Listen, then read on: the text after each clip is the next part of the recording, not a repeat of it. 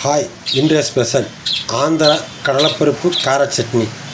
வாங்க எப்படி செய்யலான்னு பார்க்கலாம். 1 டீஸ்பூன் தேங்காய் எண்ணெய் ஊற்றிக்குவோம். 20 சின்ன வெங்காயத்தை போட்டுக்குவோம்.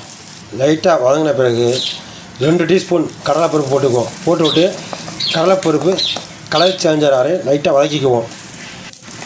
6 பூண்டு பல் போட்டுக்குவோம். போட்டுவிட்டு நல்லா வதக்கிக்குவோம். நல்லா வதங்கின பிறகு 8 கார மிளகாய் போட்டுக்குவோம். 4 காஷ்மீர் மிளகாய் போட்டுக்குவோம். போட்டுவிட்டு நல்லா வதக்கிக்குவோம். நல்லா வதங்கின பிறகு சிறிய புளித்தூள் ஒன்று போட்டுக்குவோம். போட்டுக்கிட்டு நல்லா வதக்குவோம். வதக்கின பிறகு 8 நம்பர் கருவேப்பிலை போட்டுக்குவோம். போட்டுவிட்டு நல்லா வதங்கணும்.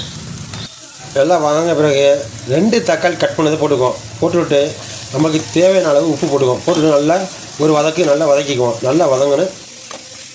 ஸ்டவ் ஆஃப் பண்ணிட்டு 30 கிராம் பொட்டுக்கடலை போட்டுக்குவோம். போட்டுவிட்டு நல்லா அங்கிட்ட ஒரு கிண்டிட்டு இறக்கி வச்சுருவோம். ஆறின பிறகு ஜாரில் போட்டு சட்னி அரைச்சிக்குவோம். சட்டி காஞ்சவுடன் 1 டீஸ்பூன் தேங்காய் எண்ணெய் ஊற்றிக்குவோம். 1/2 டீஸ்பூன் கடலை போட்டுக்குவோம். கடுகு நல்லா பொரிஞ்ச பிறகு கருவேப்பிலை போட்டுக்குவோம். போட்டுவிட்டு நல்லா 2 சேர்த்து வதக்கி விட்டு இறக்கி அரைச்சி வச்ச சட்னியை தாளிச்சிக்குவோம். ஆந்திரா கடலைப்பருப்பு கார சட்னி ரெடியாக செஞ்சு பாருங்கள். சாப்பிட்டு பாருங்கள், அவ்வளோ டேஸ்ட்டாக இருக்கும்.